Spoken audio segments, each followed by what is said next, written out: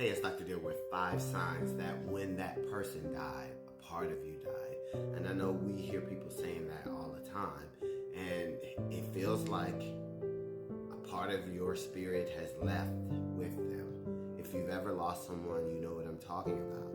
And it's a hard place to be here on earth. And that leads me to number 1 is that you don't feel like the original version of yourself.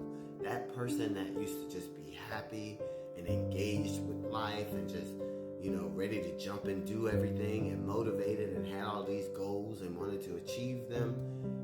Sometimes that seems to get put on the back burner after you lose someone. And sometimes it's hard to go back and pick it up. And so that's what I mean by the original version of yourself. And so you have to make another version of yourself where you still try to get those goals, but it feels like that happiness is not there. And that leads me to number 2. Most of your life feels like you are a shell of yourself. It's like you're walking around. It's your body, but the inside is not working like it used to be. And that leads me to number 3. You're existing and not living.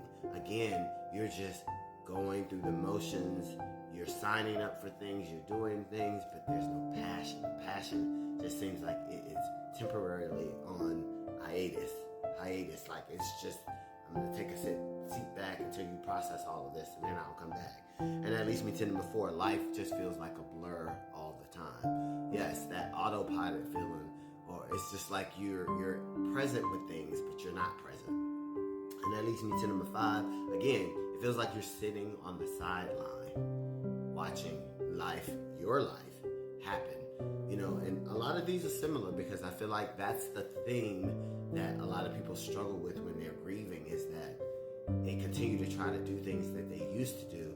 When it doesn't work, they get disappointed, and then that grief cycle starts all over again. And the good thing is if you start to become aware that this is happening, you can start to say, well, what do I need to do to start working on this second version of myself, so that I can start picking up working on some of these second goals, the goals that I had before. And if you're struggling with any of this grieving, please seek a therapist so they can help you maneuver through your grief. Praying for everybody who's lost anybody.